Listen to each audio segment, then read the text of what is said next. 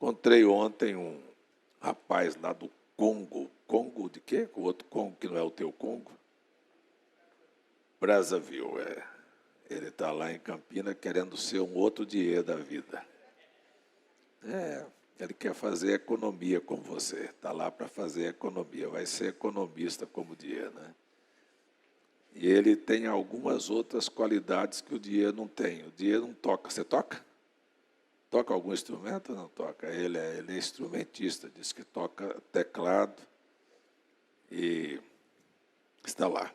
Dei seu telefone para ele sem autorização, porque ele está aprendendo a falar português.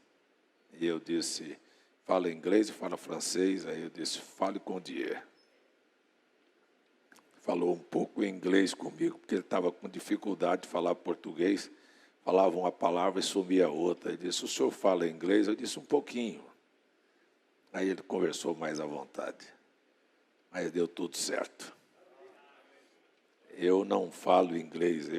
Como dizia o irmão Anthony Abman, seu inglês é um inglês de índio. Índio quer, índio vai, índio fez. É assim.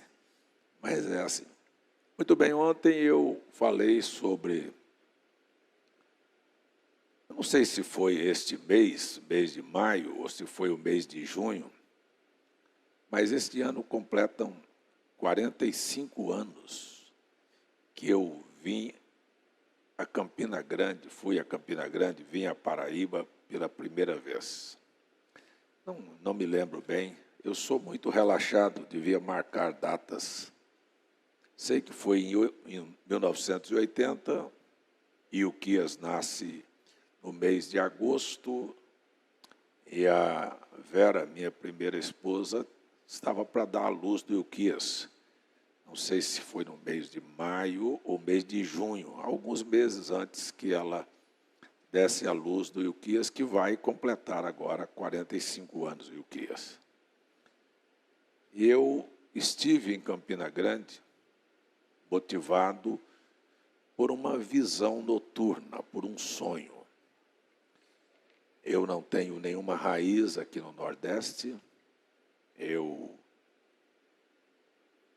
nasci lá no Goiás e eu tive um sonho que eu estava chegando numa cidade, Campina Grande, um lugar bem pobre, numa favela, e eu comuniquei ao pastor da igreja e convidei um irmão, um ancião, para vir comigo, porque ele era nordestino e conhecia Campina Grande.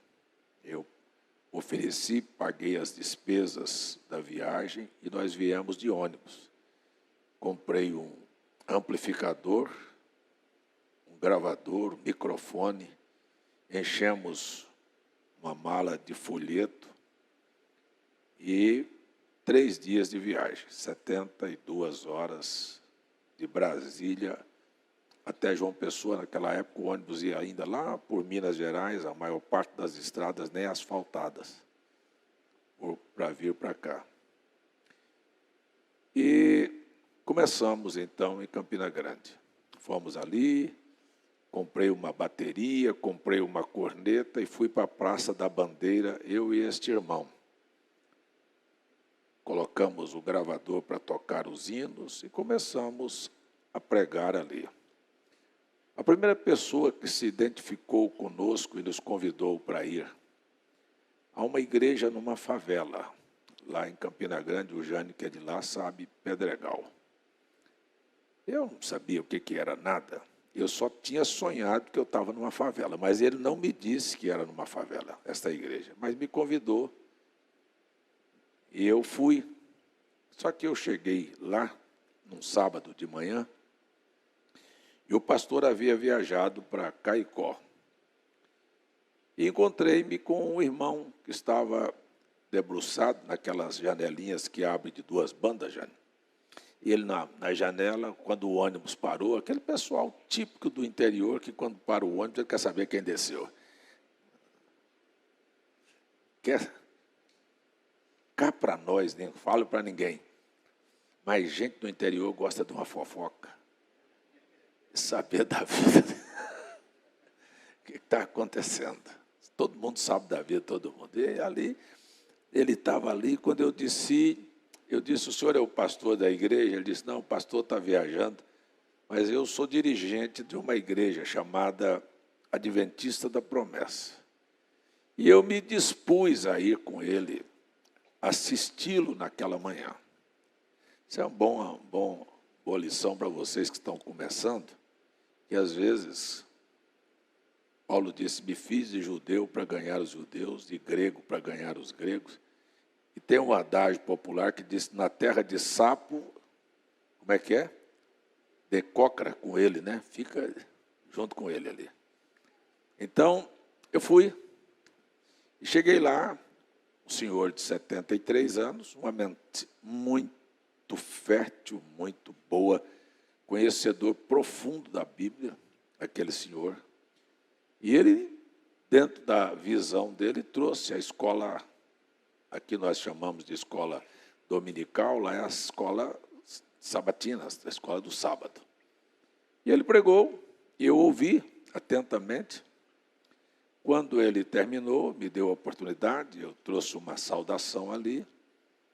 E depois ele já havia dito para a esposa dele, prepara o almoço, que esses irmãos vão almoçar com a gente. Casebrezinho, uma favela bem pobre. E nós fomos. Era costume, a esposa já veio e entregou o prato de comida feita na mão. Comemos, aí quando comemos, eu disse, agora eu queria fazer uma pergunta para o senhor. Gostei demais do seu conhecimento da Bíblia. Abri esta escritura que li nesta manhã e perguntei para ele, o senhor acha que este profeta Elias, que está prometido aqui, já veio ou ainda virá? Coincidência ou não, o nome daquele irmão era Elias. É engraçado. Eu havia vindo de Goiás para trazer a mensagem de um profeta Elias. Encontro com Elias, e a primeira pergunta que eu fiz para ele é se Elias já tinha vindo ou se ele viria. E ele parou, cautelosamente, examinou e disse, eu acho que ele ainda virá. Então eu disse para ele, não, eu vim aqui para dizer ao Senhor que ele já veio. Este profeta já veio. E ele veio trazer uma mensagem de restauração. Diga comigo aí, restauração. Restauração. Veio restaurar todas as coisas. Todas as coisas. Há muito engano naquilo que se propagam hoje como mensagem do profeta. Porque não é uma mensagem de restauração. Como Jesus disse, Elias virá primeiro e restaurará todas as coisas. Então eu disse, esse profeta, ele tem um ponto de partida. E a primeira coisa que ele nos ensinou é que há uma tradição dentro do cristianismo que todos nós fomos levados a crer na existência de 3 pessoas na Santíssima Trindade. E isto não é bíblico, isto não se encontra nas Escrituras, mas o povo mesmo assim acredita. Então, o ponto de partida é que só existe um Deus, e este Deus se manifestou de formas diferentes. Eu não parei muito para falar sobre o profeta, só falei que ele veio restaurar. E comecei a falar sobre os pontos que ele veio restaurar. Então, falei que não existia tal coisa como 3 pessoas na Santíssima Trindade, mas que existia um Deus que se manifestou como Pai, porque ele gerou. Eu disse, você sabe que antes de você gerar, você não é chamado de pai, mas quando você gera, você recebe este título de pai. E Deus, no Antigo Testamento, não era chamado de pai, mas a partir do momento que ele gerou a um filho no ventre de Maria, ele então é chamado de pai. automaticamente, aquele que nasce é chamado de filho. Então, Deus é pai porque Ele gerou. Ele é filho porque Ele tomou a forma humana. Ele se encarnou, se tornou um de nós. E Ele é espírito na sua essência.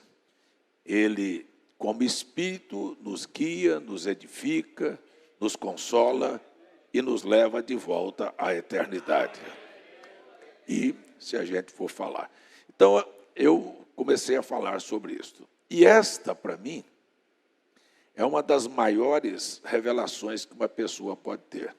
É saber que só existe um Deus. Que não existe três pessoas. Agora, esta revelação só é completa, não é apenas você saber que não existe três pessoas, que só existe um Deus. É saber que este Deus é seu Deus. Porque nós temos uma tendência de ver Deus trabalhando na vida de personagens diversos na Bíblia. Eu poderia começar citando de Abraão, até chegar nos todos os apóstolos e profetas, e pensar que este Deus é um Deus que quer se ausentar de nós. Não, eu quero afirmar aqui nesta manhã, que se você tiver a revelação que só existe um Deus, e que Ele é seu Deus, tudo que Ele fez na vida de outros, Ele fará na sua.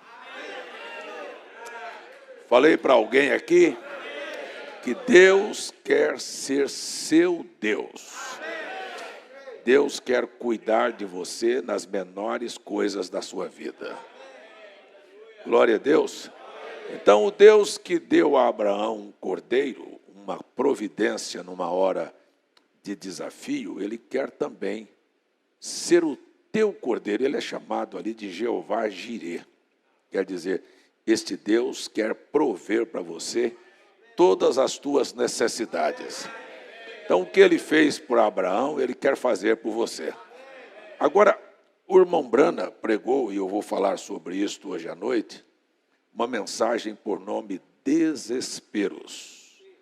Ele disse, Deus não faz as coisas por fazer, Ele só faz quando você se desespera. Quando você chega no lugar, na encruzilhada, sabe que você não tem mais outra opção, é aí que Ele aparece. Enquanto você estiver levando as coisas assim, dá para suportar, dá para conviver, dá para levar, Ele não vai aparecer. Mas a hora que você sentir, sabe, que você não tem saída, que você está numa encruzilhada, é a hora que Ele aparece. Porque senão você vai ter apenas uma conjectura de que Ele é Deus. Ele é um Deus, está muito bom saber que existe um Deus. Mas quando é que eu experimentei que Ele é meu Deus? Ele apareceu para Abraão, lá como provedor, quando Abraão ia sacrificar Isaac. Você já imaginou o coração de Abraão? Pensa aí um pouquinho, irmã Maria José. Vamos botar o Jean em cima de uma lenha ali, amarrar, pegar uma faca e vamos matar ele? Como é que estaria seu coração? Então, é nesta hora do desespero que o irmão Francisco falou, de ver a senhora com câncer, sabe, ali já sendo comida e não ter mais jeito e vai 3 meses de vida, é que você desespera. É que você precisa que este Deus saia das páginas da Bíblia e entre na história da sua vida. Caso contrário, nós vamos ter na Bíblia e na vida de todos os seus personagens apenas personagens históricos. E aparentemente a gente é tentado a se acomodar com as coisas. Por quê? Porque há uma frase que é comum, isto não aconteceu só comigo.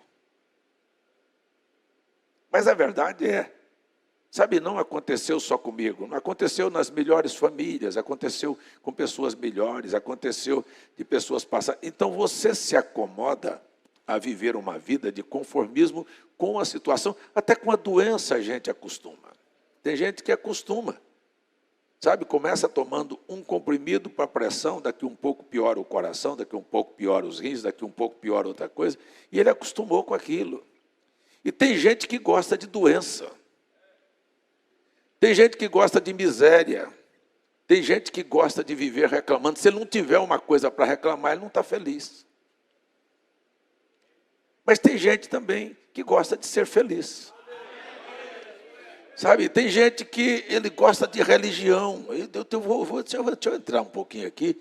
Ele gosta de religião. Para ele é assim, religião é um meio de sociabilizar. Eu tenho um lugar para onde ir. Até não tinha. Eu tenho mais amigos. Eu tenho na religião, na igreja, boas pessoas com quem eu posso bater um papo, sorrir. Se eu precisar de um pedreiro, eu tenho o irmão Zé Francisco, ele está dentro da igreja. Então, se eu precisar de um mecânico, eu tenho. Se eu precisar de um comércio, eu vou lá no irmão Zé Genuíno. Se eu precisar de um bom motorista, eu tenho o irmão César. Simplesmente uma sociedade. Mas não é, nós não temos a intenção de fazer isto. Tudo isso, diz o profeta, é bom. Mas nós viemos aqui para nos aproximarmos de Deus. E para buscarmos em Deus não é simplesmente um meio, nem um lugar de nos tornarmos mais sociáveis, sabe? E viver de uma maneira mais assim, eu tenho bons amigos, formei uma amizade ali. São as moças, os rapazes, os irmãos e essas coisas. Não, Deus quer se apresentar a você. Que coisa, né? O salmista diz assim, provai, ou seja, experimente. Alguém já experimentou o quanto Deus é bom? Deus já fez algo bom na sua vida? Deus já te ajudou numa necessidade? Deus já te apareceu no momento que você estava, parece que perdido, e Ele chegou lá e te socorreu? Ei, tem alguém aqui para dar uma salva de palmas ao Senhor pelas coisas que Ele fez e faz na nossa vida? Eu acho que a gente precisa de entender isto. Louvado seja Deus. Tem alguém para gritar aí, Deus é bom para mim? Então, é muito bom saber que não existe trindade, mas é bom saber que este Deus que existe, Ele é meu pai, Ele é meu amigo, Ele é meu conselheiro, hein? Ele é meu ajudador. É bom a gente entender isso. Aí eu vim do Nordeste para o Nordeste para falar sobre uma revelação que um profeta trouxe de uma restauração. A primeira coisa é esta, só que na maioria das vezes nós nos preocupamos em apenas condenar a Trindade e falar que só existe um Deus, mas esquecemos da parte principal. Se este Deus não se tornar seu Deus em particular, você não fez nada. Não construímos nada. Nos tornamos apenas pessoas encrenqueiras, que gostam de discutir religião, discutir ideias. E esta é uma coisa que Deus abomina. Deus não quer te ver em discussão, Ele nunca discutiu, diz o profeta. Ele não discute, nem tem um pouco seus filhos. Ele se apresenta e diz, eis-me aqui. Amém? Então, a outra coisa que quando eu falei isso para aquele irmão chamado Elias, que não existia 3 pessoas, vocês estão aqui me vendo. Ele olhou para mim e as lágrimas desceram na sua face. Não falei nada para emocionar ele, mas começou a chorar. Me lembro, gente, levantou as mãozinhas para cima assim, e as lágrimas descendo, dentro daquele casebre lá no Pedregal, e disse, graças a Deus, eu sabia que Deus ainda não tinha arrebatado sua igreja, que Deus tinha um povo na terra, porque eu desde a minha mocidade me tornei assembleiano, fui presbítero, passei pela igreja adventista, presbiteriana, mas nunca consegui crer na Trindade, e o Senhor vem na minha porta agora falar que só existe um Deus.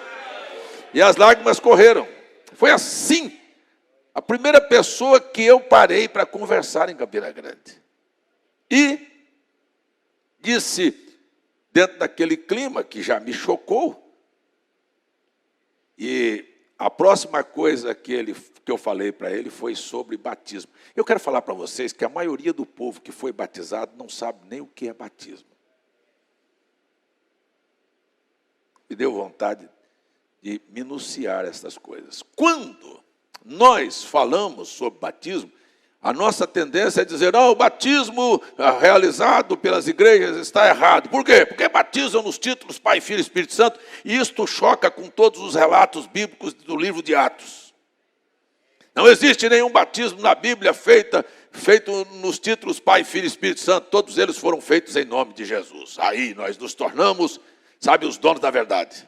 E nós somos fundamentalistas que as Escrituras estão alinhadas conosco, ou nós com ela. Será que era este mesmo o propósito? Conhecer que as coisas estão desalinhadas e que o único batismo da Bíblia é em nome do Senhor Jesus, está muito bem. Mas por que batizar em nome do Senhor? Este é o ponto que é fundamental. Por que eu me batizo em nome de Jesus Cristo? E ao receber este nome, me passa a autoridade de ser membro desta família, me tornar parte da família, me tornar herdeiro de Deus e co-herdeiro em Cristo Jesus. Ser batizado em nome de Jesus Cristo é ter direito. Escute bem o que eu quero lhe dizer. Por que nós somos batizados e por que nós não entendemos isso? De que ao ser batizado em nome de Jesus, eu tenho direito a todas as promessas da Bíblia. Tudo que Deus tem está destinado àquele que tem o seu nome. Você é da família. Então a coisa que a gente precisa entender é, mas muitos sendo da família trocam a bênção deste nome por bobagens.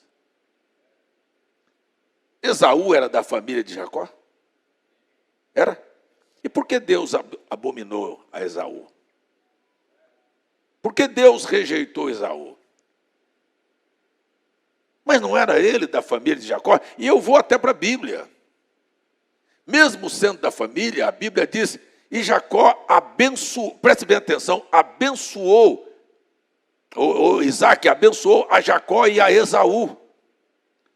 Não disse que Jacó amaldiçoou Esaú, disse que abençoou.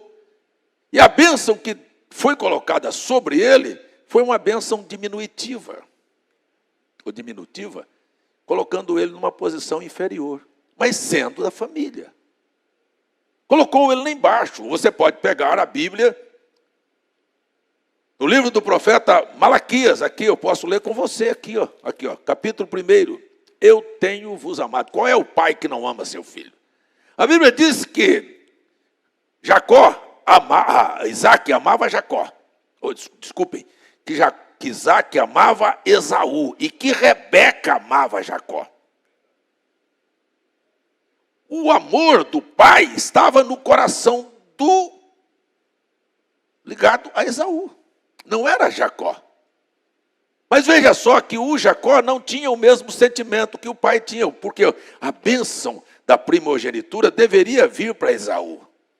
Esaú deveria ser engrandecido, mas Esaú se diminuiu. Eu quero dizer que não é desejo de Deus nos colocar para baixo. O desejo de Deus é que nós tornemos herdeiro de todas as suas bênçãos. Mas há uma coisa que aconteceu na vida de Esaú. Chama-se imediatismo. Ele vem de uma caçada, encontra seu irmão cozinhando uma panela de lentilha, e aí diz, me dê um pouco desta comida. Eu quero falar uma coisa para você aqui, preste bem atenção. Quem não gosta, sabe, de botar a mão na massa para poder alcançar alguma coisa, não pense que aquilo que você fizer como trapaça vai cair favorável a você. Você precisa entender, vamos lembrar essa escritura, para não ficar longe da sua mente. Lucas 16, o profeta citou essa escritura na mensagem de desespero. E desde os dias de João, a lei e os profetas duraram até João, e desde os dias de João, se emprega força para entrar no reino dos céus. Haverá uma emergência, haverá uma necessidade, haverá alguma coisa que vai te forçar. vai te levar a um lugar de consciência. Eu quero perguntar se você quer ser abençoado. Que pergunta. Que pergunta. Você quer crescer ou quer diminuir? Hã? Então veja, não é desejo de Deus se diminuir, porque a minha Bíblia diz que o Isaac amava a Esaú. Mas a bênção da primogenitura não estava sobre sua mãe, Rebeca. Estava no pai conceder. Eu quero dizer para você que é o pai que quer lhe conceder. Não adianta, sabe, esse trabalho. Então, o Jacó estava lá cozindo a sua panela, trabalhou por aquilo, pegou a lentilha, botou no fogo. E tem gente que quer comer de graça. Eu fui lá para a beira do rio, eu não fui pegar a vara nenhuma vez para pegar a abotoada. Eu fui buscar peixe no rio. Fui com barco com eles. Mas a minha função principal é ser cozinheiro. Fazer o arroz, fiz churrasco, fiz buqueca, fiz salada, fiz cuscuz. Não era cuscuz seco não, Jean. Cuscuz com linguiça, com ovo, bem coisinha melhorzinha, sabe? Do grau. É aquelas tapioca que você faz bem ajeitadinha assim. Sabe? E aí o Jacó chega e está lá cozinhando, Esaú chegou e disse, me dá um pouco. Tem gente que gosta de o olho comprido na coisa dos outros. Ei, trabalhe para ter. Trabalhe. Escuta, Deus lhe dizer uma coisa. Deus, se não for para você, não tem problema. Deus quer te ajudar. Mas quem vive descansando, sabe? Porque o pai ama e vai ser dono, ele não dá valor em nada. Estão me ouvindo?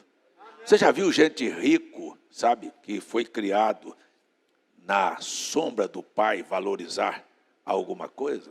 Nós temos a história as grandes fortunas que quando os pais morrem terminam em nada. Porque nunca suaram, nunca se esforçaram, não, mas é a bênção do pai. Eu quero falar aqui nesta manhã, se tiver alguém com cera no ouvido, dá uma limpadinha aí. Deus vai te colocar em problemas, vai deixar você suar a camisa, quer ver você se esforçar. E eu vou falar mais uma coisa, vai te colocar numa encruzilhada, em que você vai precisar de pedir para Ele. Me ajuda, Senhor.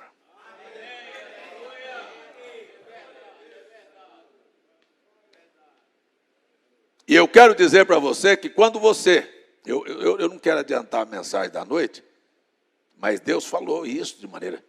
Eu vou ouvir suas orações. Mas sabe quando? Quando você me buscar de todo o seu coração. Quando você buscar de todo o coração, você vai entrar em desespero e eu vou aparecer lá e dizer, eu não sou o Deus da história, eu sou o teu Deus. Eu não sou o Deus dos profetas, dos apóstolos, eu não sou o Deus de William Branham, eu sou teu Deus. Porque o William Branham não veio me ensinar a confiar nele. Eu gosto disso. Eu falei essa semana na live da sexta-feira, lá em Brasília, a diferença entre o Davi e o Nabucodonosor. E a Bíblia nos diz que Davi estava no pasto apacentando as ovelhas e foi chamado para ir para o trono. E eu disse, do pasto ao trono. O Nabucodonosor estava no trono. E ele olhou para todas as realizações que havia feito, construído na Babilônia e disse, aí está a grande obra que eu fiz. Deus falou, vai pastar. É do trono para o pasto e do pasto para o trono. Você vai aprender. Quando você achar que você é inteligente, é capaz, que você dá conta, que você desenvolve, que você é isso, que você é aquilo, escute bem, prepare-se para ir pastar. Mas o dia que você entender, como Davi entendeu, que o Senhor me livrou da mão do urso, me livrou da mão do leão, me livrou do gigante, me livrou dos filisteus, e me livrou em cada batalha, em cada guerra, ele estava ali para pelejar por mim. Deus disse, eu pego você do pasto e ponho no trono e faço de você uma referência. Então nós não estamos aqui para confiar em nós. E o William Branham não veio ensinar a gente a confiar nele, porque ele veio do pasto, é de baixo, sabe? A ponto de dizer, eu não posso te ajudar, eu não posso fazer. E muita gente colocando fé no homem. E eu gosto tanto do irmão Branham, que tem uma coisa que me marcou um dia que eu estava lendo uma mensagem dele. Ele disse assim, sabe que nem Jesus foi capaz de fazer coisa nenhuma? Não, peraí. Isso é coisa de doido, o irmão Branham está louco. Ele disse, Jesus nunca curou um enfermo. Não, mas eu já li na Bíblia que ele fez milagres e maravilhas. Ele disse, Jesus nunca curou um enfermo. Ele disse, o Pai que está em mim é quem faz as obras. Não era ele, irmão Zé Genuíno, mas tem gente achando que é ele. Eu preguei uma grande mensagem, você é um bola bucha. Mas o povo me elogiou, você é um Saul. E se o povo não bater palma para você, você não sai do lugar. Que me importa se alguém vai gostar ou não gostar? Eu quero dizer para você que eu estou aqui. E cada vez que eu subo aqui, eu sei que Deus está ajudando alguém. Eu não disse que eu estou ajudando, estou dizendo que Deus está ajudando alguém. Deus está levantando sua fé, Deus está fazendo com que você tenha confiança nele. Quando eu estou falando sobre batismo, eu não estou discutindo o ponto doutrinário. Eu estou aqui para dizer a você que se você crer que você recebe o nome de Jesus e você se torna herdeiro de Deus, Deus está com os céus abertos para você. É diferente. Então eu vou voltar lá no Esaú, que quer achar pronto, porque o papai ama. Ou vontade de dar um chute no traseiro de gente preguiçoso. Sabe? Dá um chute, diz, rapaz, vai caçar serviço, marmanjo.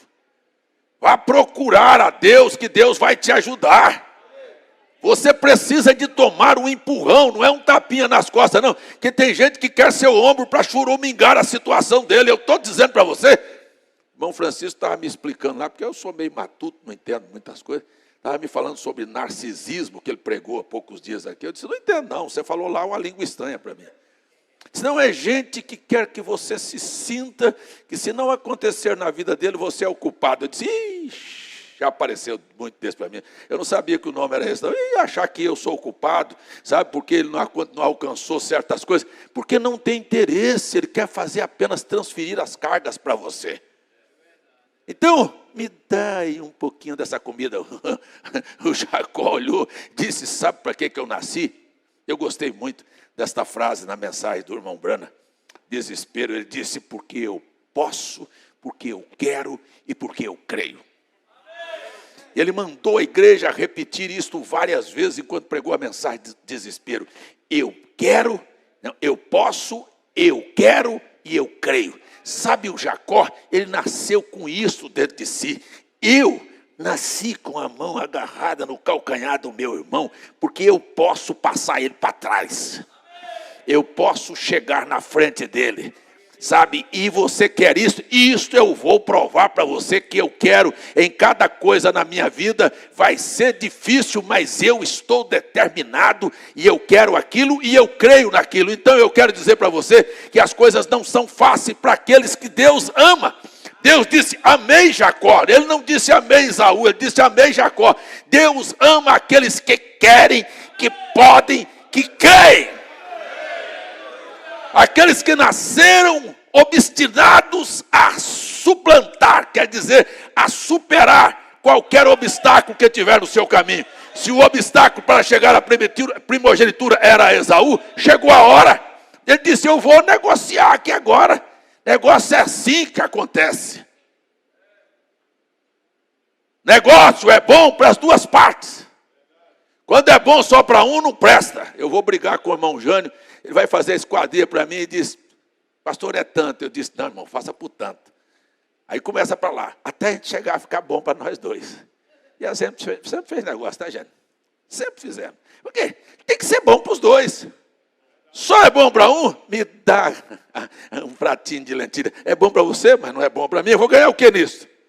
Isso é característica do judeu. Judeu, se você chamá-lo a uma reunião e dizer, vamos aqui, precisamos conversar sobre um negócio, a primeira coisa que ele fala para você é, quanto é que eu vou ganhar?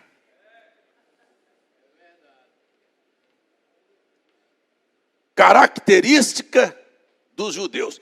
Por isso, em todas as terras que eles foram no mundo, em todos os negócios que eles empreenderam, eles são em primeiro lugar porque eles querem saber quanto vão ganhar. E esta é a característica do Jacó, que se tornou Israel, que é a nação dos judeus. Quanto é que eu vou ganhar? Não é que eu vou te dar. Eu quero saber o que eu vou ganhar. Me dá o prato de lentilha, viu, irmão Zé Genuíno? A gente tem um coração muito mole e dá as coisas para os outros. Tem que mandar, vai trabalhar, rapaz. Vai suar a camisa. Vai ver que as coisas não são fáceis. O senhor está naquela loja, o senhor está naquele caminhão, o senhor está nessa caminhonete, o senhor está nas estradas. E tem gente que só viveu encostado no Zé Genuíno. Bota para a sombra. Não, bota para o sol. Ponha no sol para trabalhar. A coisa precisa de ser boa para todo mundo. Não é só para os folgados, não. Camarada, não deu certo. Lá eu cheguei com fome, me dá a sua comida. Ele disse, o que é que eu ganho? Mas era filho de papai. Disse, quer um prato da minha sopa pela sua primogenitura? E é bom para você, que você mata a sua fome e eu chego aonde eu quero chegar. Hã? Sabe de uma coisa? Tem muita gente enganada com Deus.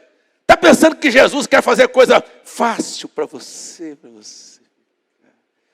viver de uma vida de facilidade. Não, Ele vai deixar você ficar sedento, com fome, com vontade. O dia que a igreja sair desta condição de estagnação que ela está, este povo da mensagem, sabe, sentado e deitado em berço esplêndido e entrar num desespero, vocês vão ver uma época de ouro na vida dos crentes.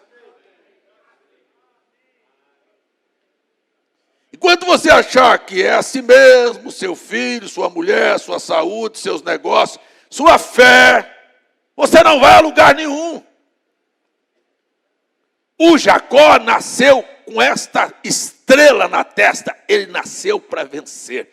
Ele não tinha obstáculo, ele estava obstinado. Eu posso. Tem alguém para gritar aí?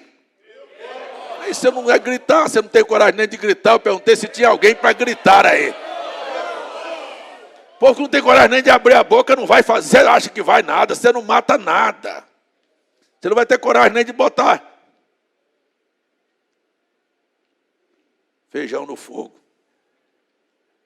Como dizia lá no meu Goiás, nem de dar um prego numa barra de sabão. O irmão Francisco levantou de manhã lá e eu dei uma risada bem grande no quarto do irmão Marizé. Deitado numa rede, tranquilo ainda, dentro da rede, eu olhei lá da minha cama, eu vi ele dentro da rede, dizendo, ei, Tiago, faça um café para nós aí. Eu digo, levanta e vai fazer, rapaz. Ora, me faz café.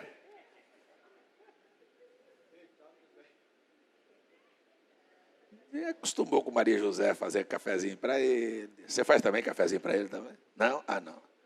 Hã? Só pega. Eita.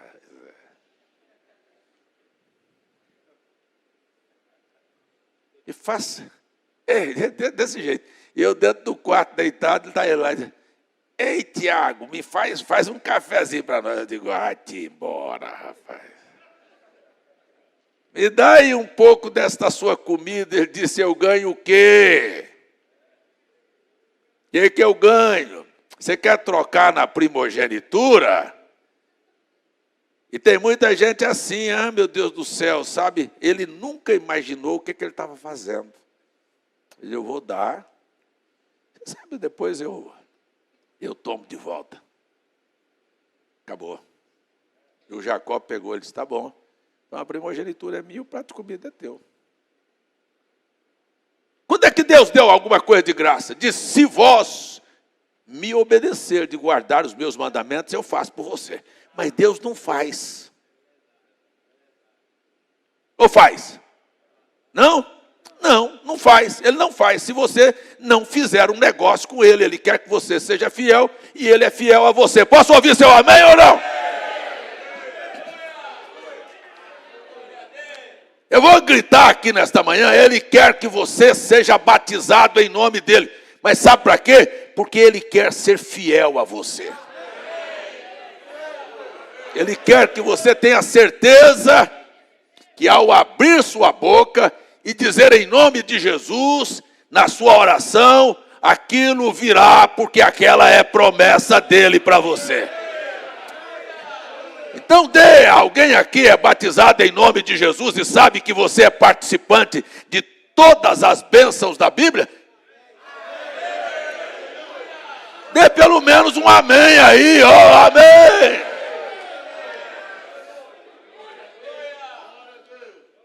Agora, então a gente precisa fundamentar-se, por que estamos nesta mensagem? O que é que foi restaurado na minha vida? Apenas o conhecimento de que Deus é um? Não, de que Ele é meu Deus. Aí restaurou. Aí o que Deus fez na vida dos outros, grita aí, vai fazer na minha. Não teve coragem de abrir a boca? Diga aí. Aquele que é batizado em nome de Jesus se tornou herdeiro de todas as bênçãos que Deus prometeu. É para você, diga amém. Aí eu posso entrar agora para falar sobre profeta. Eita, o irmão Branham nasceu sob uma vindicação de um profeta mensageiro para a era. Só tem uma coisa que o povo esquece de falar, que a vindicação de que ele era um profeta é a parte da escritura que Jesus mostrou que o Filho do Homem está caminhando entre os 7 castiçais e tem as 7 estrelas na mão. E que aquela 7ª estrela representa o mensageiro. Mas o mensageiro não representa a si próprio, representa a todos aqueles que haverão de crer na sua mensagem. Então, quando a gente está falando de vindicação de um ministério profético, nós estamos falando de uma vindicação de uma vida pessoal. Eu vou explicar, talvez você vai dizer amém consciente. De uma vindicação de uma vida pessoal, ou seja, daquilo que Deus fez na vida dos profetas, vai fazer na sua. Eu quero dizer para você, a vindicação não é apenas para o mensageiro. Então Deus deixou que acontecesse na vida de Abraão, para mostrar que acontece na minha. E Deus deixou que acontecesse na vida de William Branham, para você entender que ele está na tua história de vida também. E a história da vida do irmão Branham é assim, não, o pai matou, furou um homem, para poder, numa briga, e saiu fugido. E o irmão Branham entrou num sofrimento de vida. Aí eu paro aqui para dizer, sabe, eu não acredito muito de que alguém que não tem sofrido nesta vida seja parte das promessas. Porque o meu Cristo tem uma vindicação assim, ele nasceu sob um período de perseguição. O povo não acreditou que Maria concebeu do Espírito Santo. A Maria foi para o campo, encontrou-se com Isabel. A Maria teve problema, ela deu à luz, ela teve que fugir para o Egito. O meu Cristo surgiu para o Egito montado no jumento. O meu Cristo voltou porque o Herodes morreu, porque queria matá-lo. O meu Cristo nunca teve a liberdade de brincar com as crianças e ser normal como os demais. É assim que é criado um eleito. Não é o fato de que todo mundo te entendeu nesta vida. Eita, que a minha vida todo mundo entendeu. Não entendeu. Estas vindicações não vindicam os personagens da Bíblia, vindicam aqueles que vão crer. Jesus, ao vir aqui, ele não tentou dizer outra coisa. Ele disse, a sua vida vai ser sofrida. Estou falando para você, pastor, pensei que a vida era muito... Não, a vida sua vai ser sofrida. Agora, o seu final vai ser glorioso.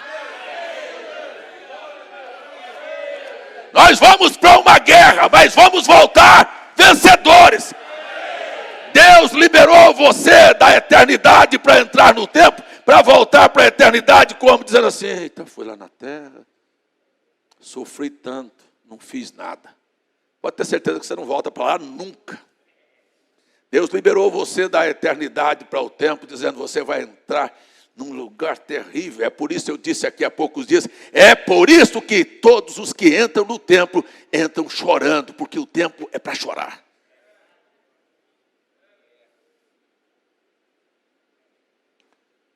este vale de lágrimas que nós vivemos, mas Deus vai estar com você. Ainda que eu andasse pelo vale da sombra da morte, não temeria mal algum, porque tu estás comigo. Aí a minha vida vai ser fácil, não. Uma vara e um cajado vai te consolar. Mas você não termina deste jeito nos Salmos.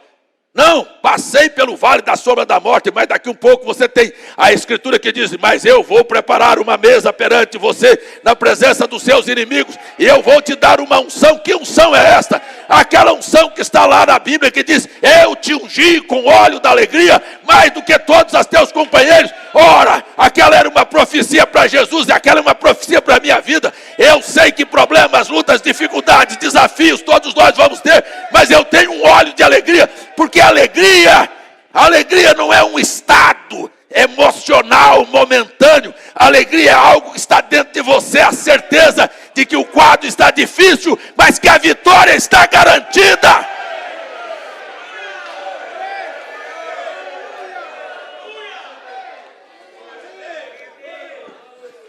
E tem mais uma coisa.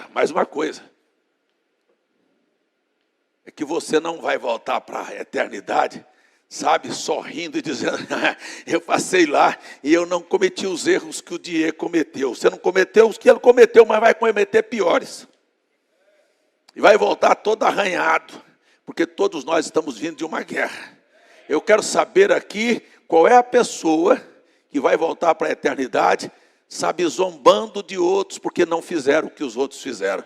E Deus vai deixar você amargar com filho, amargar com saúde, amargar com problemas, amargar com você mesmo. E você vai olhar e dizer: mas meu Deus, como é que eu vou voltar? Como é que eu vim de Deus? Você veio e vai voltar. E quando você chegar do outro lado, você não terá nada para dizer: eu cheguei lá e eu venci. Você vai dizer: o Senhor venceu as minhas batalhas. Tem alguém para dar um glória a Jesus aí?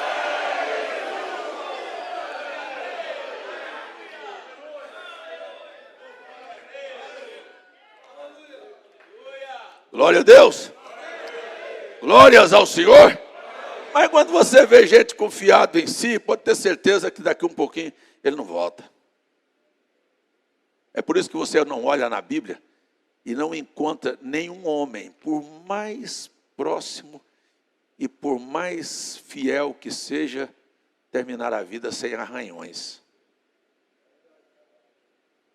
Ou não? É ou não?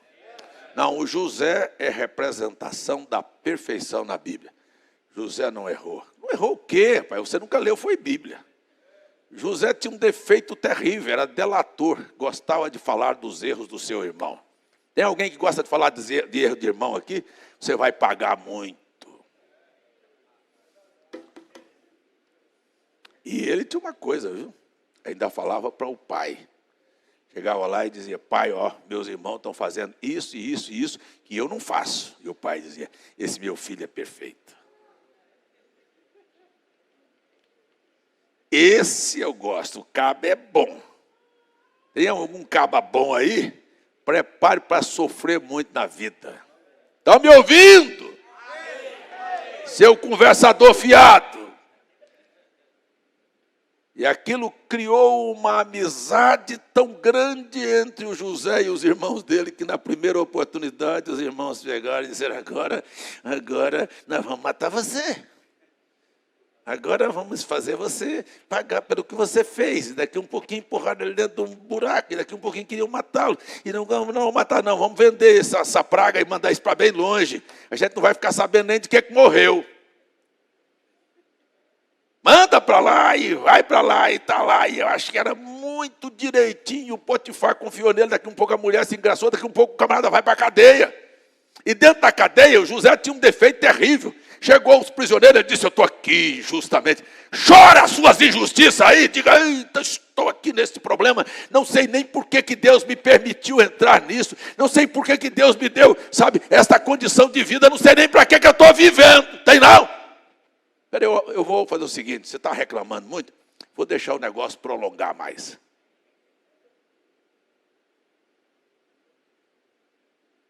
Era para ter saído. Passou mais 3 anos presos. Se você quer sair do seu problema, estou falando com alguém aqui? Tem alguma coisa que você quer vencer? Ó, deixe de se fazer de vítima. Ó, passa um zíper na sua boca e deixe de se fazer de vítima.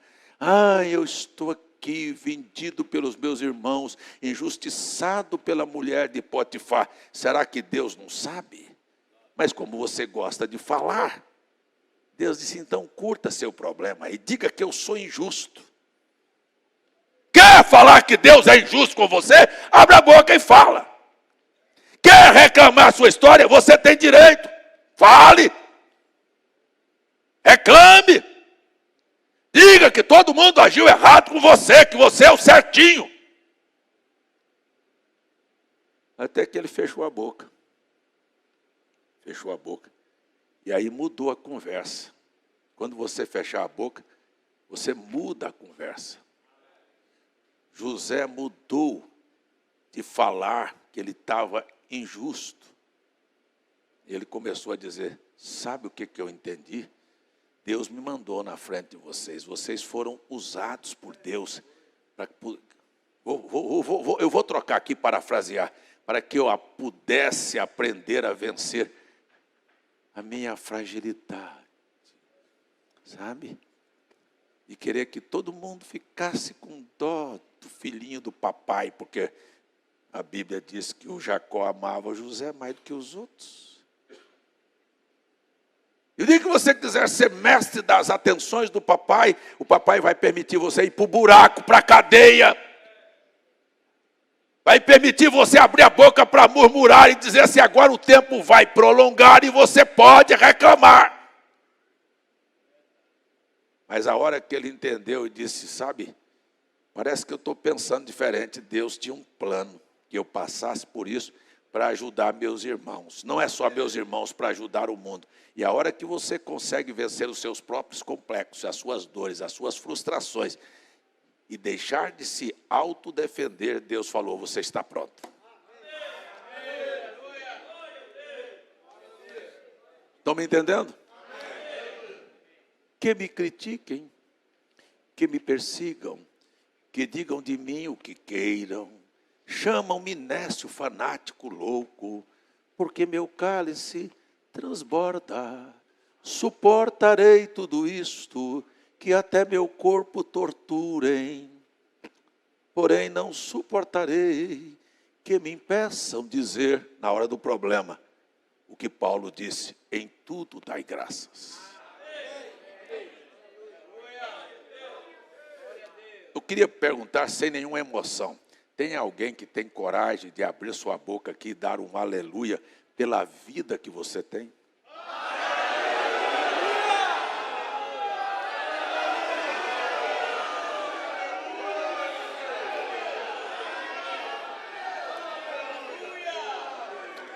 Deus esqueceu de cuidar de você?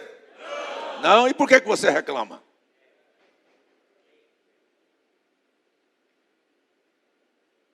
Eu estou falando sobre vindicações de profeta.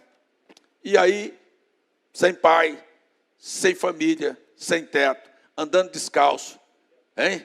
Não tendo o que comer, cabeludo, apanhando os meninos na escola, porque não podia nem arranjar uma namorada. Só porque ele foi carregar o livro de uma mocinha que ela achou bonitinha, ela tomou um cacete grande, um couro, já tomou um já? Não? Nunca carregou livro de moça, não? Rapaz...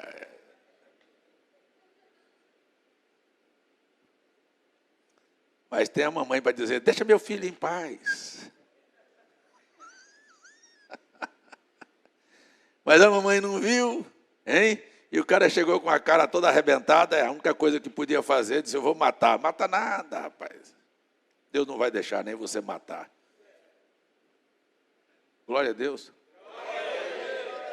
Deus já te livrou de problemas da vida. Deus já te ajudou em alguma oportunidade. Vamos nesta manhã sair daqui dando glória a Deus, porque as vindicações, sabe, são coisas que me implicam. As vindicações que aconteceram no ministério do irmão Branham, elas estão acompanhando a noiva. Ela acompanha. sofrimentos, lutas, daqui um pouco, sabe, o menosprezo das denominações. Sabe, eu acho isso uma coisa bonita. Deus tirou o William Branham da Igreja Batista, Deus tirou o William Branham e colocou no meio do mundo denominacional. E eu quero falar para você, porque um pastor me telefonou essa semana e disse: pastor César, me diga uma coisa de verdade. Esse é um ledo engano. Um engano bonito. Me diga uma coisa de verdade, qual é a saída para a condição que a igreja está vivendo em trazer o povo desta mensagem a uma unidade? Eu, ouvindo a mensagem de desespero do profeta, ele disse: a igreja errou quando se tornou batista, presbiteriano, trinitariano, unicista. Ele disse, não ficou com o lado dos unicistas, unicista, sabe, uns que creem aqui. Aonde é que o povo da mensagem errou? Quando se tornou assim, uns do retorno, outros da nuvem, outros do cordeiro que saiu, outros que o arrebatamento já aconteceu. E quem é que traz isto à unidade hoje? Eu quero saber qual é o pregador do mundo que vai trazer unidade. Porque o William Branham veio na época dizendo nessa mensagem que o povo estava dividido. Ele disse, e ele reconhece que ele não foi capaz de trazer o povo à unidade. Ele trouxe batista e presbiterianos e assembleianos e trinitarianos e unicistas à unidade. Não, então fracassou. Não fracassou. Eu não vou unir. Eu disse para aquele pastor essa semana, eu disse, eu não vou unir. Eu tentei de todas as maneiras mostrar para o povo que essa condição, não quer mais, não quer não, então o que aconteceu? Deus foi lá e recolheu o William Branham com 56 anos, que nunca entrou na minha cabeça, por que Deus tirou um homem com 56 anos da frente do povo? Num desastre de carro, arrebentado no meio de uma ferragem de carro, e por que Deus podia dizer que estava com aquele homem?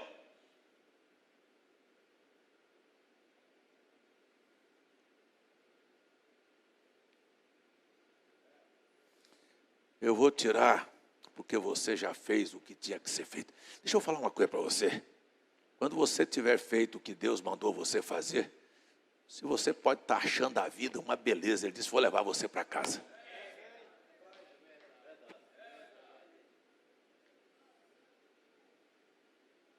Não importa se é novo, se é velho. Acabou. Acabou. Eu quero que alguém me levante aqui, novo ou velho, e diga, minha vida, eu tenho controle sobre ela. Você pode ir embora agora, sentado aqui nesse banco ainda. Levou. Mas o meu Branham teve vindicações e após vindicações, eu acho aí uns bobos aí falando essas besteiras. Eu falei para aquele irmão, eu vou dizer para você qual é o meu pensamento. Sabe? Quando é que Deus vai trazer esse povo desta mensagem à unidade? Sabe quem é que vai ser usado? O dia que Ele cumprir o que Ele prometeu, fazendo as duas chuvas caírem juntas. A chuva seródia e a chuva temporã. O dia que você entender o que é unidade, o que é batismo, o que é vindicação profética, o que é que a mensagem veio trazer até a semente da serpente, todos estes pontos. O dia que você entender realmente o verdadeiro sentido, porque eu estou falando uma coisa que o profeta falou. Mensagem, senhores, é este o tempo 219. Ele dá a relação de todos os mistérios que o sétimo anjo haveria de revelar. Mas disse, ainda existe um ser espiritual atado a isto. Existe alguma coisa atrás destas letras, existe alguma coisa a mais, e esta é o Espírito Santo. Se ele não mover, você fica com a letra, você fica com a discussão, você fica com a teologia, você fica brigando por pontos doutrinários, você não leva a nada, você é um cego, você não sabe o que está diante de você, mas o dia que você entender, não é por força, nem por violência, mas pelo meu Espírito, você está na porta da entrada de uma virada na sua história.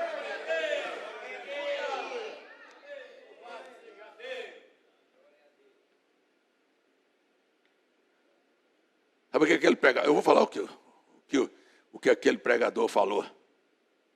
Disse, pois muita gente pensa que o senhor está pregando porque o senhor quer ser esta pessoa. Eu digo, coitado de mim. Não dou conta de mudar nem a vida da igreja. Eu falo, ei, meus irmãos, vamos tirar uns dias da semana para a gente convidar e evangelizar. Mudou? Mudei sua cabeça. Mudei seu estilo de vida.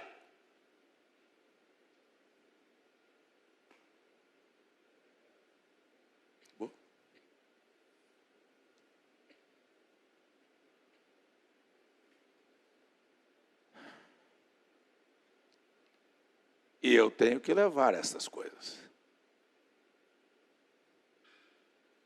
Eu disse, quem falou isso é um bobo. Agora deixa eu vou caminhando para terminar a escola. Disse, mas está longe de chegar aqui, onde eu queria chegar. Mas eu vou dizer uma coisa. Bem descontraído, na beira do rio, perguntei para o irmão Francisco. Francisco, qual é o seu verdadeiro anseio pela vida? Eu quero perguntar para vocês. Para você. O que você anseia mesmo nessa vida? Qual é o seu anseio mesmo? O desejo, o anseio. Ele olhou, pensou e disse, sabe, pastor, eu não tenho anseio por nada. Eu me sinto tão bem com tudo. Mas não é verdade. Sabe, assim, a resposta parece satisfazer, mas não é verdade. Não, eu sou agradecido porque eu saí lá das 4 horas da manhã, ajoelhado, agachado com meu pai, fazendo café, lá no chão, sem ter nem coador para coar, e tem a Zeza para fazer tudo para mim hoje. Parece que não tem mais anseio. Mas, há poucos dias ele disse, eu cheguei de viagem de Londrina, e vi a rua que eu moro, de tanto drogado, de tanta coisa feia, e deu um desengano na vida, uma vontade de mudar. Como é que você não tem anseio? Será que ninguém quer melhorar nada? Não existe anseio dentro da gente?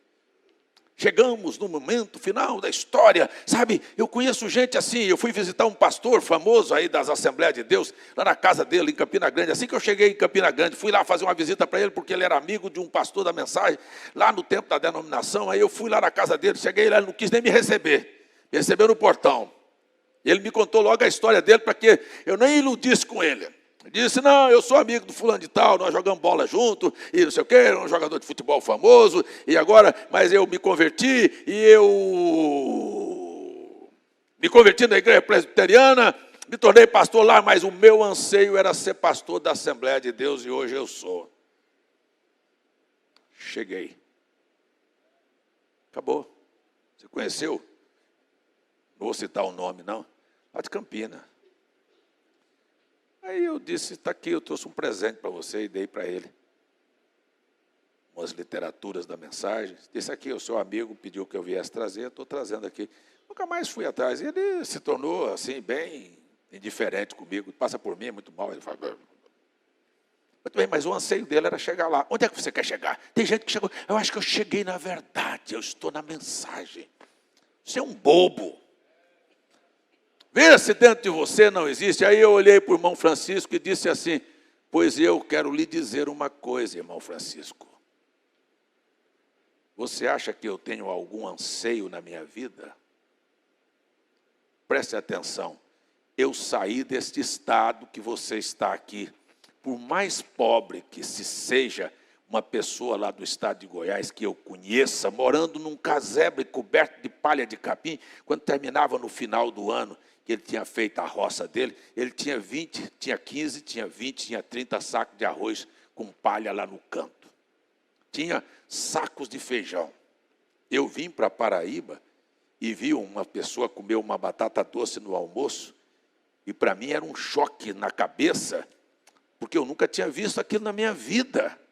Era como aquele jornalista que ficou louco, porque viu um urubu sentado junto com uma criança morrendo de fome na Etiópia, e o urubu esperando o menino terminar de morrer para comer. Você sabe o que é um filho com uma batata doce na mão? Eu não sabia. Você sabe o que é isso, Marinaldo? Você sabe o que é a vida do sertanejo? Como foi as coisas? Eu nunca tinha visto aquilo. Aquilo para mim era um abalo mental. E o que é eu saí de Goiás, da terra, que hoje é o terceiro estado mais produtivo do Brasil, para vir fazer o que aqui no Nordeste? Aí eu falei para o Francisco, você acha que eu vim aqui por causa de dinheiro?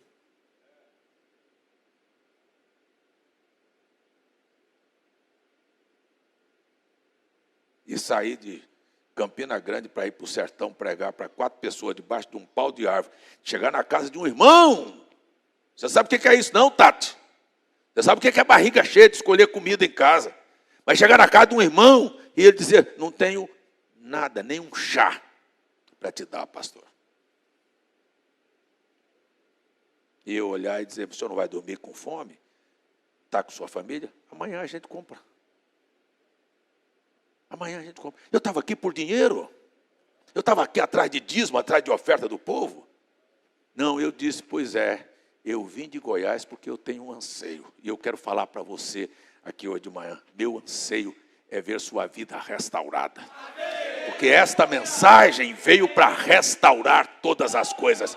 Não é restaurar princípios apenas de letra da Bíblia, de saber que existe um Deus com uma trindade, ou um batismo, não sei mais o que, sabe? Não, restaurar todas as coisas. Meu maior anseio é ver sua vida restaurada, é sua saúde restaurada, é sua família restaurada, é suas finanças restauradas, é seu lar restaurado. Sabe o que eu quero ver? A sua alma restaurada. Estava em comunhão com Deus, entendendo que o Deus da Bíblia é seu Deus e Ele se manifestou a você. Este é o anseio meu.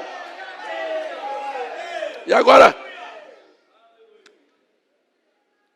se tem algum bobo pensando que eu estou atrás de fama, de popularidade e de dinheiro, perdeu o tempo dele.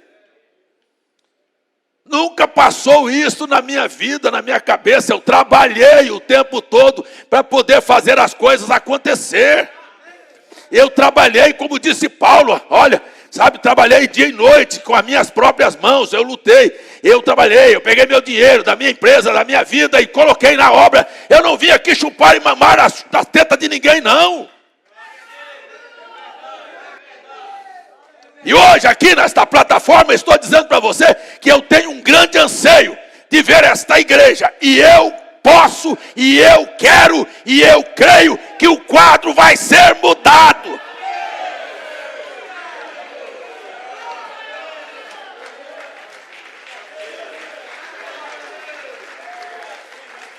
A hora que eu ver a sua vida restaurada, eu posso dizer para Deus, pode me levar. Porque eu cumpri o meu propósito, porque eu tenho certeza que Deus não vai me levar enquanto eu não ver esse quadro mudado.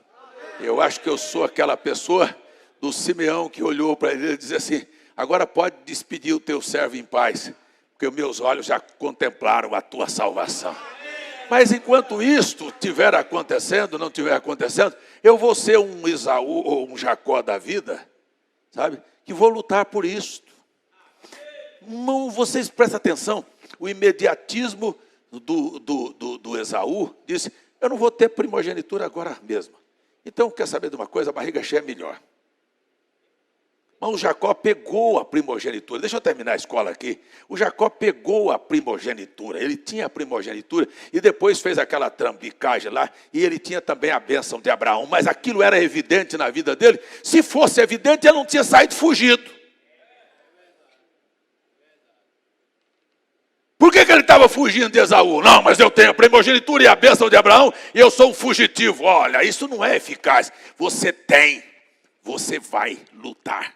Você diz, eu posso, eu quero e eu creio. Vamos dizer?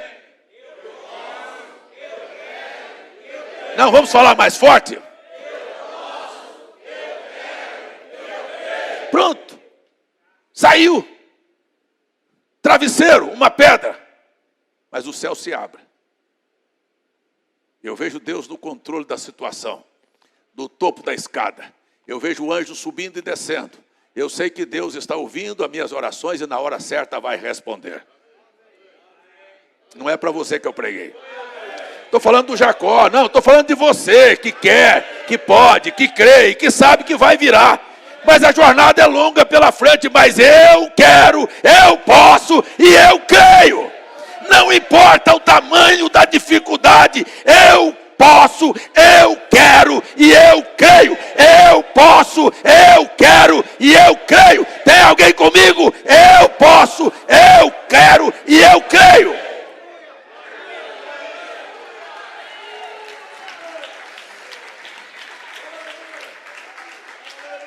Aí ele sai da visão. Eita, este lugar aqui é a casa de Deus. Eu vou voltar aqui, vou construir aqui, eu vou voltar aqui. E quando eu voltar, se Deus me der pão, me der comida, me der roupa, me proteger nesta viagem, me abençoar, quando eu voltar, eu entrego o dízimo de tudo que quero. Não era ladrão, não. Ninguém mandou ele entregar dízimo, não. Ele vai. Disse, agora eu tenho a primogenitura e eu tenho a bênção de Abraão e as portas vão se abrir. Ele se apaixona por uma moça. Mas que coisa fácil. E o sogro falou, tudo bem, tio dele, gente boa. Você trabalha 7 anos por ela? Eu quero, eu posso, e eu creio. Vou trabalhar. Não é para trabalhar 7 anos por ela? Trabalho, eu posso trabalhar. Tenha coragem. Eu quero que você entenda que Deus não gosta de gente frouxo e mole, não. E não é porque eu tenho a bênção do nome de Jesus e que Deus vai evitar que os problemas cheguem para você. Não, está aqui, você vai trabalhar. Trabalho. Não é o objetivo? Eu vou trabalhar, e daí? E agarrou. Você está pensando que era fácil apacentar a ovelha naquele sol quente lá do deserto? Mas ele queria a moça, rapaz. Ele disse, eu posso, eu quero, eu creio, vou chegar lá. 7 anos e... Foi enganado. Ele disse, meu Deus do céu, trabalhei tão duro. De que está me valendo esta bênção? Podia ser um Esaú da vida, de que me vale a primogenitura. Corra, fuja do problema. Está aí a moça, vai para casar, o sogro engana. Ele diz, não rapaz, você me enrolou. Diz, não, aqui com nós é assim. Primeiro tem que levar a bucha, depois é que leva o presente.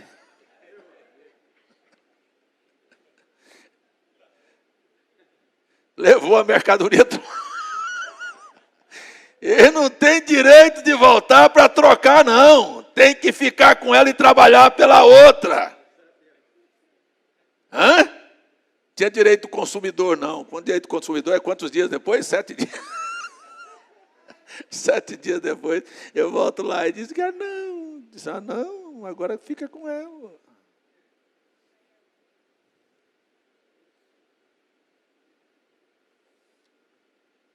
Mais 7 anos de trabalho.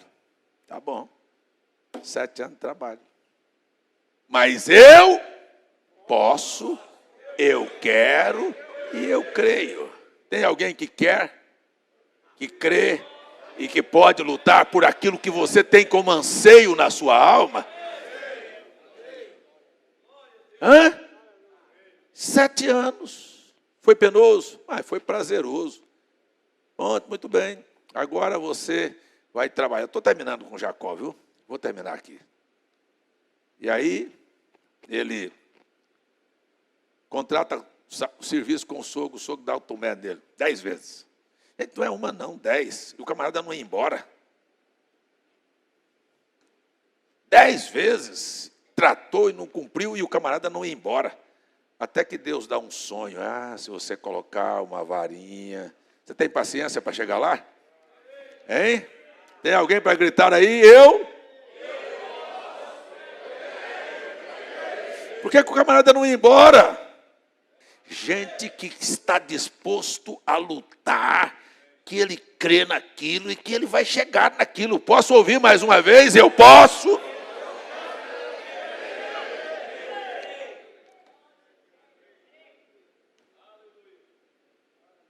Dez vezes.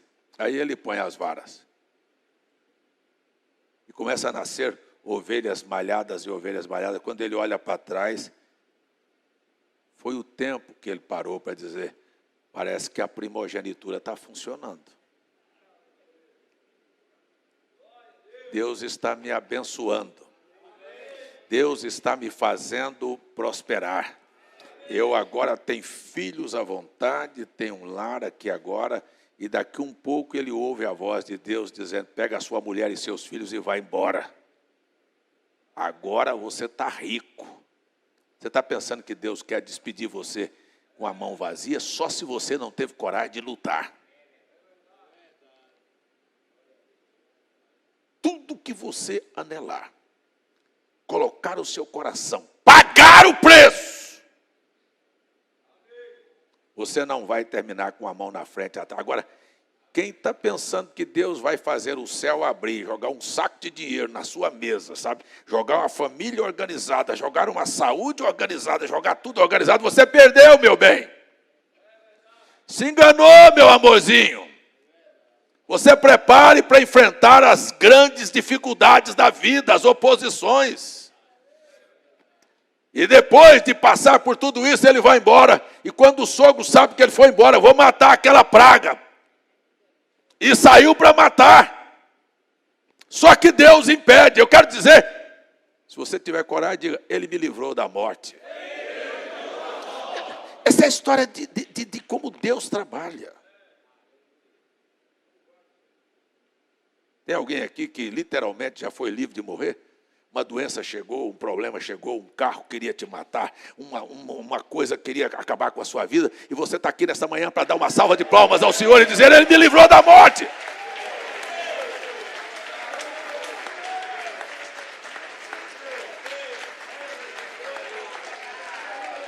É assim a vida é assim. O sogro chegou e conversaram, e fizeram um acordo, ele foi embora. Disse, agora eu estou livre dos problemas. Está nada. Você vai encontrar agora o seu pior adversário. Então chega um momento, sabe que a sua estrada vai se tornando cada dia mais estreita. Chega um momento que você está numa bifurcação, que não tem mais saída. Até aqui ele veio, ele sabia, ele tinha a bênção, ele tinha a primogenitura, ele tinha o querer, ele tinha o crer. Ele sabia que ele ia chegar lá. Mas agora, se Deus não aparecer desta vez, eu acabei. Ele tentou a manobra, mandou o gado, mandou os homens como presente para seu irmão. O seu irmão passou aquilo e empurrou de lado. Quando você entender que toda a tua habilidade humana não resolve, que o teu jeitinho não resolve, quando você entender que você chegou no limite, sabe, no limite da sua capacidade, você vai se desesperar. Foi aonde eu entrei e comecei a meditação. Então você vai chegando no momento em que você diz, eu não aguento mais, eu não quero mais, eu não posso mais. E da agora para frente eu preciso de uma resposta.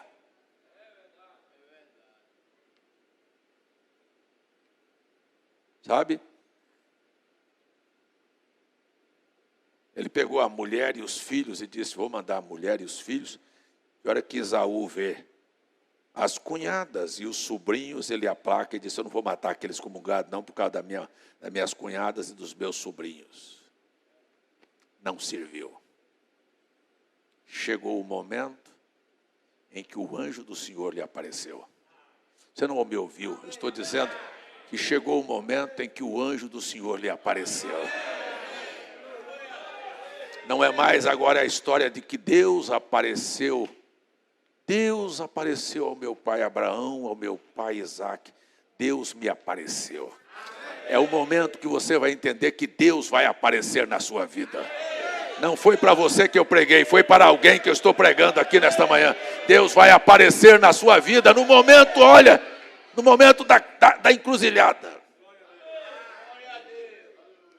E aí a minha Bíblia disse que ele lutou com Deus e prevaleceu. Agora eu paro para pensar nesta fase. Como é que um homem luta com Deus e vence Deus?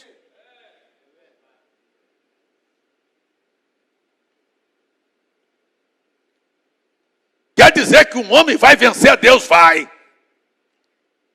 vencer, porque chegou um momento, ou ele vencia, ou então ele era derrotado de uma vez por todas. E aquilo que ele professou a vida toda, que Deus estava com ele, que ele tinha a bênção, que ele tinha a primogenitura, ia tudo por terra, não ia valer nada. Eu quero falar para você que vai chegar um momento em que dá uma decisão na sua vida, em que tudo aqueles anos que você passou aqui assentado, dando dízimo e fazendo coisas, se Deus não aparecer, você vai ver que você perdeu o seu tempo.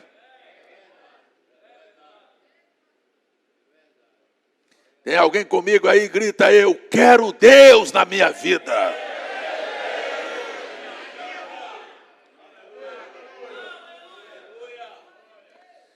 E ele se agarrou com o anjo, e o anjo dizia para ele: me solta. Ele disse: solto nada.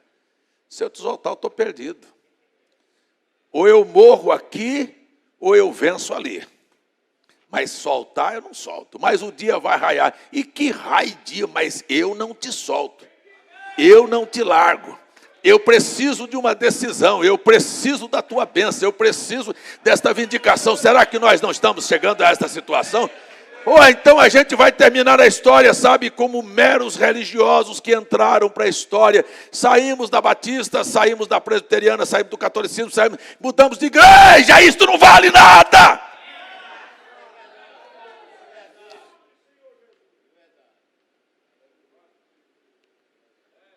Quando o irmão Branham pregou a mensagem de desespero, que ele chega num determinado ponto, ele disse: não vou falar não, vou deixar para a noite. Eu vou trazer vocês de volta. O Jacó estava voltando. Eu quero dizer que nós estamos voltando. Ainda há momentos na nossa história que nós estamos ainda meio confiados que nós vamos chegar, como Jacó pensou: vou chegar lá sem problema, vai nada, seu sogro vai chegar atrás de você, você vai ver que tudo que você fez não vai valer nada, mas que ele vai aparecer. Eu quero repetir, mas que ele vai aparecer. Eu vou repetir, mas que ele vai aparecer. Eu quero dizer que ele vai aparecer.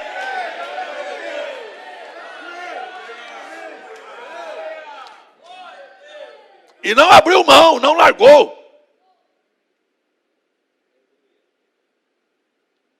Então o anjo lhe tocou, e ele sai manquejando. Só que ele, sem perceber, roubou toda a força da mão do inimigo. Você não entendeu?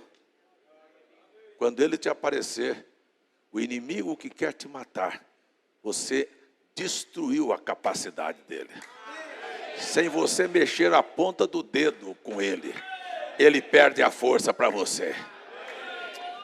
Ele vai querer fazer amizade, fazer paz, querer que você ande com ele. E o Jacó vai dizer: não, pode ir, porque eu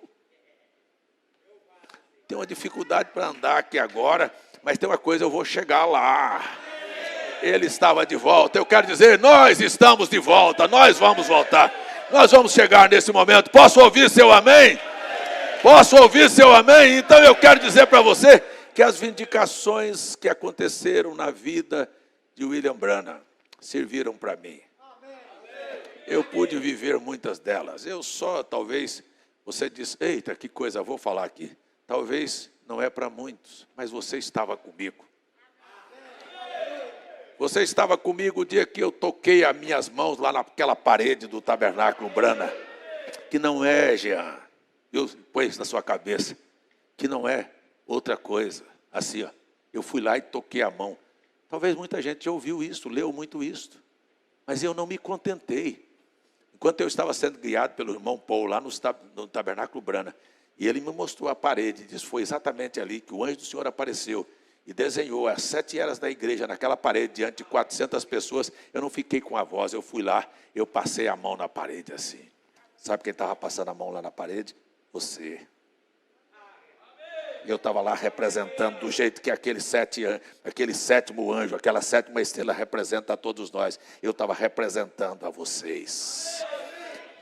Eu estive no Quênio Sabino, onde os 7 anjos apareceram ao irmão Branham. Eu estava lá com o irmão Green, ele me mostrando, foi exatamente aqui onde tudo aconteceu. Você estava lá comigo também. Nós estamos vivendo um momento assim. Nós estamos vivendo numa hora de abertura. Nós estamos vivendo na hora da palavra falada. Nós estamos vivendo na hora do sobrenatural. Eu quero dizer a você que nós não vamos terminar por baixo, não. Porque eu posso, eu creio e eu quero ver os milagres de Deus e a sua vida completamente restaurada. Se é para você, fique em pé e dê um glória a Deus com toda a sua força.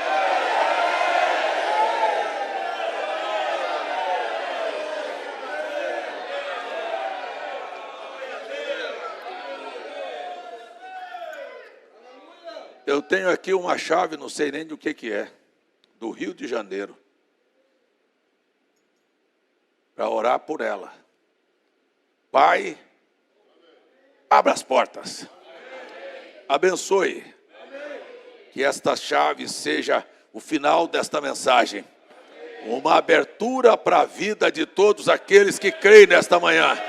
De todos aqueles que podem gritar não apenas como papagaio, mas eu posso, eu não estou com preguiça, eu quero, eu vou lutar, eu vou voltar como vencedor, e eu vou cumprir aquilo que eu prometi ao Senhor. Abençoe esta vida, e abençoe a todos nós, porque te pedimos e te agradecemos pelos problemas, pelas dificuldades, pelas lutas e pelas vindicações.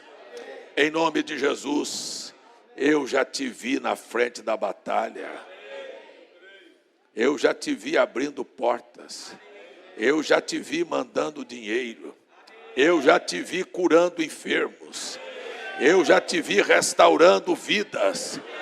Eu já vi o Senhor se revelar às pessoas. Eu não estou contando histórias, eu vi, mas eu estou esperando ver isto em porção dobrada.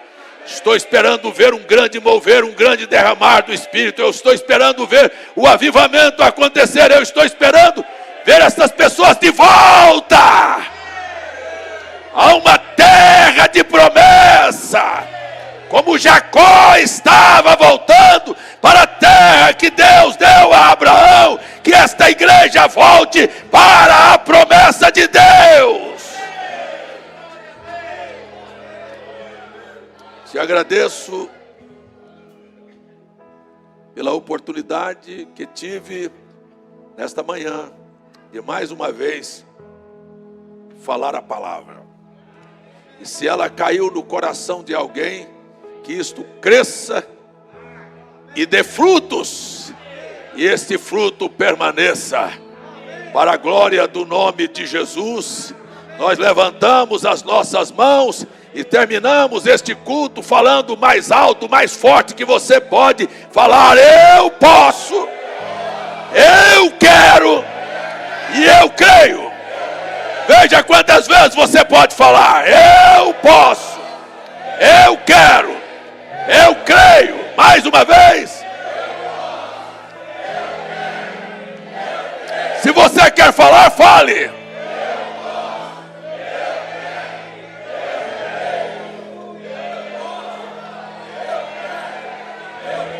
Você já desanimou?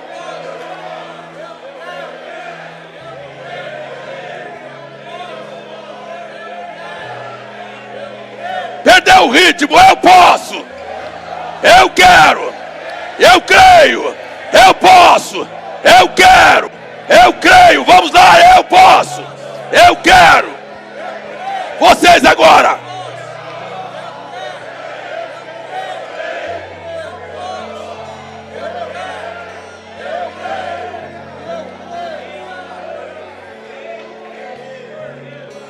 Eu já ia descer quando tem um pedido aqui de Azuil e Dalvanira, pastor, orar pelos 35 anos de casamento. Pode vir aqui à frente, irmãos. Pode vir.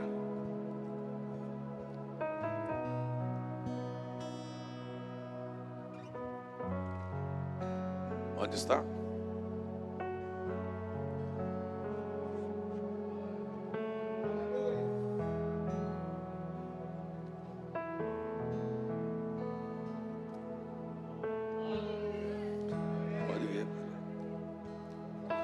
Dê as mãos. Aí, levante as suas mãos. Que a mão do Senhor seja sobre a vida deste casal, representando aqui famílias, por certo, filhos. Se não tiver, receba aquilo que eles estão agradecendo. E receba agora o meu pedido, que eles sejam restaurados em tudo. Que a saúde, que a paz, que a alegria, que o gozo, que o espírito de vida esteja sobre esta família. Em nome de Jesus. Em nome de Jesus. Amém. Amém. Alguém para dizer amém? Alguém para dizer: o Senhor vos abençoe? Deus abençoe vocês. Parabéns. Deus abençoe vocês. Deus abençoe. Glória a Deus. Aleluia. Aleluia. Aleluia. Oração em favor de Beatriz, de Adriana por saúde. Oração em favor de Leandro Medeiros, socorro. Que Deus abençoe a vida dessas pessoas. Em nome de Jesus, em nome de Jesus. Que Deus te abençoe. Vamos lembrar que 5 da tarde estaremos aqui para o culto de Santa Ceia. Eu posso? Eu quero?